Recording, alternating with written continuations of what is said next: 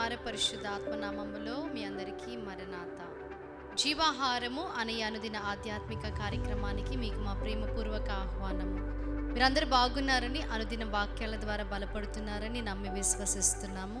ఈరోజు వాక్యాన్ని బైబిల్ గ్రంథం నుంచి ధ్యానించుకుందాం. మత్తయి సువార్త 1వ అధ్యాయం 21వ వచనం. ఆమె ఒక కుమారుని కనును, తన ప్రజలను వారి పాపముల నుండి ఆయనే రక్షించును గనక ఆయనకు యేసు అను పేరు పెట్టుదు అనెను. యేసుక్రీస్తు ప్రభువారిని మనము చూచినప్పుడు ఆయన ఎందుకు ఈ లోకానికి మానవుడిగా దిగి వచ్చి ఉన్నాడు, ఎందుకు దివి నుంచి భువికి ఆయన నరుడిగా మానవుడిగా, ఆయన దేవుడు అయినప్పటికీ ఆయన రావలసిన అవసరము ఏంటి?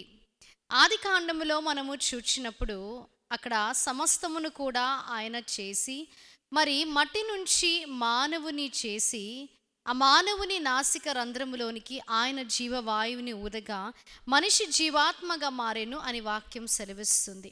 ఆ తర్వాత అవ్వని కూడా మరి ఆదాము నుంచి ఆయన తీసి ఉండి ఆ విధముగా వారి ఇరువుని కూడా మరి దీవించి ఆశీర్వదించి ఉన్నాడు. మీరు ఫలించి అభివృద్ధి పొంది భూమిని నిండించి దానిని లోపర్చుకునుడి, మీరు విస్తరించండి అని అక్కడ చెప్పడం మనము చూస్తాం. అయితే దేవుడు మరి ఒక ఆజ్ఞ ఇచ్చి ఉన్నాడు. మీరు పండుని తినకూడదని చెప్పినప్పుడు మరి ఆజ్ఞను అతిక్రమించి ఉన్నారు.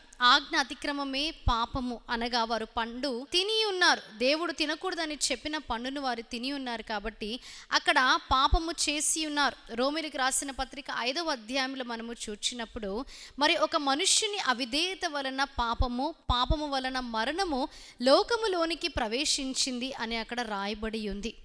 మరి ఈ పాపము వలన మనిషి నిత్య నరకాగ్నిలోనికి వెళ్ళడము దేవుడికి ఇష్టం లేదు. మానవుని సృష్టించింది మరి నిత్య జీవముకి వారిని వారసులుగా మార్చడానికి. కాబట్టి మరి ఈ పాపము నుంచి మరి వారిని పరిశుద్ధులుగా మార్చి ఆ నిత్య జీవానికి వారసులుగా మార్చాలి. కాబట్టి మరి పరిశుద్ధుని రక్తము వారి పాపాల నిమిత్తమై చిందింపబడవలసి ఉంది.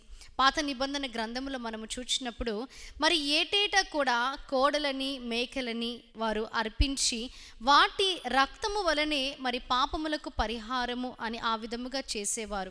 కానీ హెబ్రీ పత్రిక 9వ అధ్యాయము 10వ అధ్యాయంలో మనము చూచినప్పుడు నాకు ఒక శరీరము అమర్చబడి ఉంది అని అక్కడ రాయబడి ఉంది. అనగా యేసుక్రీస్తు ప్రభువారే ఈ లోకానికి మానవుడిగా దిగి వచ్చి ఉన్నాడు. ఆయన పరిశుద్ధ రక్తాన్ని మన పాపాల నిమిత్తమై చిందించడానికి దిగి వచ్చి ఉన్నాడు. ఒక మనిషిని మరొక మనిషి దేని నుంచైనా రక్షించవచ్చు, కానీ పాపము నుంచి రక్షించలేరు.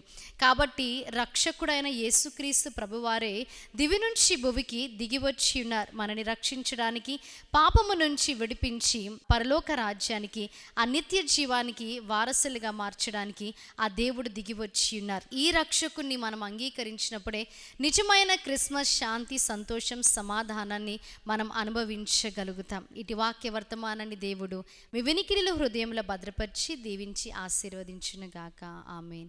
ప్రార్థన చేసుకుందాం. అత్యున్నత సింహాసనముపై ఆసీనుడవై ఉన్న మా దేవా, మా రక్షక, మీకు స్తుతులు, స్తోత్రాలు, వందనాలు. అవును తండ్రి దేవా, మా నిమిత్తమై, మా రక్షణ నిమిత్తమై దీనుడిగా దరిద్రుడిగా దివి నుంచి భువికి దిగి వచ్చిన మా యేసుక్రీస్తు ప్రభువా, మీకు స్తుతులు, స్తోత్రాలు.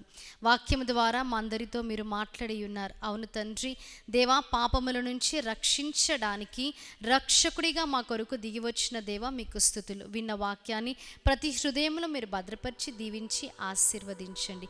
యేసుక్రీస్తు నామములో అడిగి వేడుకుంటున్నాం ప్రియ పరలోకపు తండ్రి. ఆమేన్. అందరికీ మరణాత. దేవుడు మిమ్మల్ని అందరినీ దీవించి ఆశీర్వదించునుగాక.